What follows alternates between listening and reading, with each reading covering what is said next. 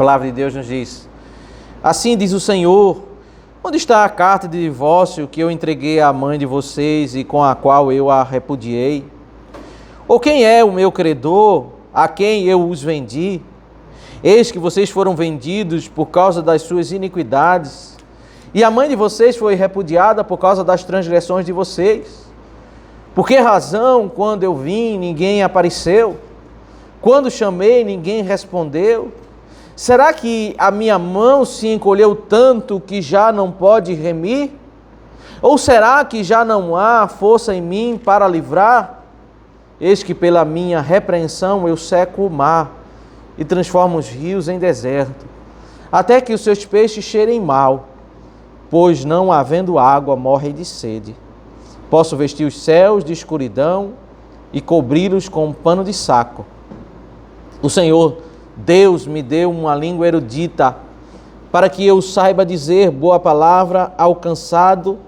Ele me desperta todas as manhãs, desperta o meu ouvido para que eu ouça como aqueles que aprendem. O Senhor Deus me abriu os ouvidos, e eu não fui rebelde nem me retraí. Ofereci as costas aos que me batiam e o rosto aos que me arrancavam a barba.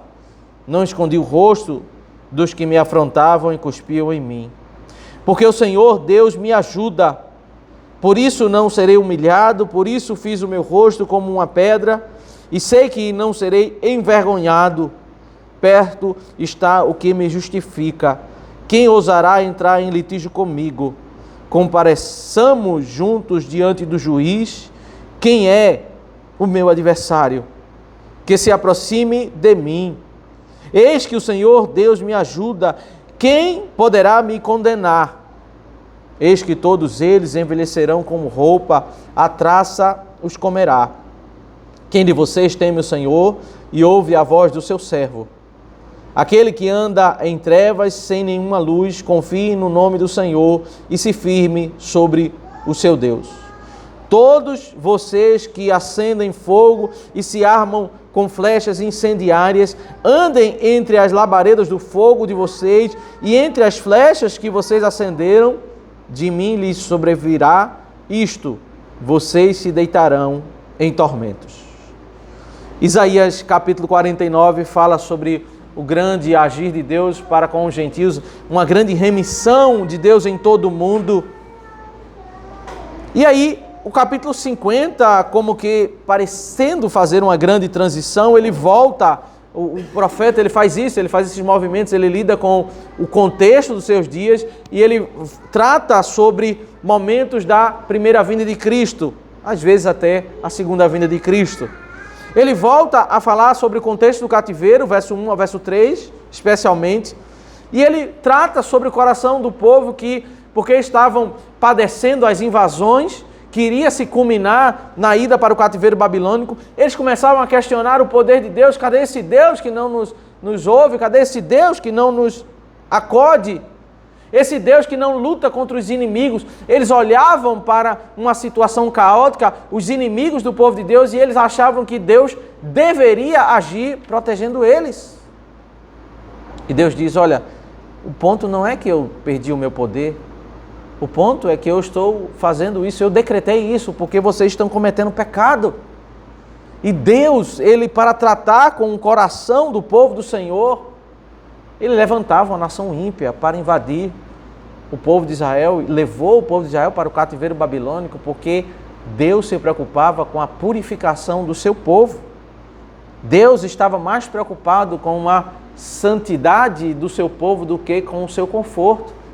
E se para purificar o povo do Senhor e fazer com que eles voltassem com um culto mais agradável, eles tivessem que passar 70 anos no cativeiro babilônico, ou 40 anos no deserto, Deus faria isso e fez isso, porque Deus queria fazer com que o povo fosse transformado. Se você atentou na leitura, você viu, meus irmãos, uma distinção que há na leitura do verso 3 ao verso 4, e esse é um dos grandes desafios quando você lê os livros proféticos, é que a leitura do Novo Testamento ela é uma leitura mais clara nesse sentido, de você saber a pessoa que está falando e para quem está sendo dirigido aquele ensino. A leitura profética às vezes é complicada, porque o verso 1 ao verso 3, o Senhor, ele está falando na primeira pessoa, assim diz o Senhor. Mas a partir do verso 4, aí já é o profeta falando, né? Essa transição ela não é muito clara, às vezes você vê movimentos em versículos curtos, né? O Deus falando, o profeta falando, depois volta para Deus falar, e essas transições não são muito claras, mas a partir do verso 4 aqui está o profeta Isaías falando sobre os seus dias, que certamente refletem e representam profeticamente aquilo que será os dias de Cristo, porque isso é explicado em Hebreus capítulo 2. Aqui nós temos o profeta dizendo que é por meio da pregação que ele está dando ao povo, em que aquele que está cansado, aquele que está aflito, ele vai encontrar consolo por meio da pregação. O profeta Isaías já disse em Isaías capítulo 8, que eram muito poucos as pessoas naqueles dias que estavam querendo ouvir a pregação da palavra. Muito pouco o número de pessoas que estavam querendo ouvir a mensagem, que estavam querendo ouvir o Senhor. A grande maioria estava ouvindo, não querendo ouvir o profeta, tratando ele como um profeta de uma pregação falsa. Na citação a Isaías 8, em Hebreus capítulo 2, nós percebemos que o ministério do profeta Isaías, ele representava exatamente o ministério de Cristo na sua primeira vinda. De assim como poucas pessoas receberam o profeta Isaías e sua pregação, poucas pessoas iriam receber o Messias no seu ministério. O Senhor, ele tem uma palavra de auxílio, de consolo, é o que ele diz no verso 7 ao verso 9, verso 10 também. Para aquele que não está em conflito com o Senhor, que está para aprender, o Senhor é aquele que fortalece, é o Senhor que renova o ânimo, o Senhor que renova as forças, e o Senhor que é a bênção para o seu povo.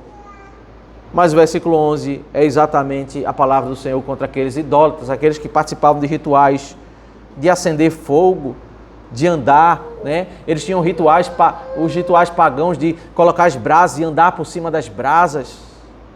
É sobre esses que o Senhor ele diz que esses não esperem nenhum consolo, não esperem nenhum conforto da parte do Senhor.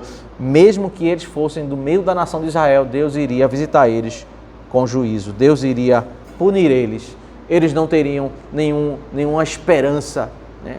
A ira de Deus, meus irmãos, para alguém que confia no Senhor, alguém que está quebrantado, ela é um processo e nós vamos meditar mais isso mais adiante, é como um depurar. É um processo disciplinar que nos torna melhores. Mas a ira de Deus para o ímpio, para o coração duro, ele não torna a pessoa melhor.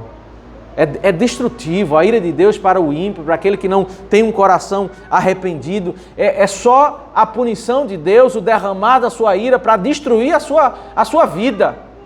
Não existe um processo restaurador como é sobre a vida dos crentes, daqueles que temem o Senhor. Nesse momento, vamos mais uma vez nos colocar de pé e vamos preparar o nosso coração para ouvir a pregação da palavra. Vamos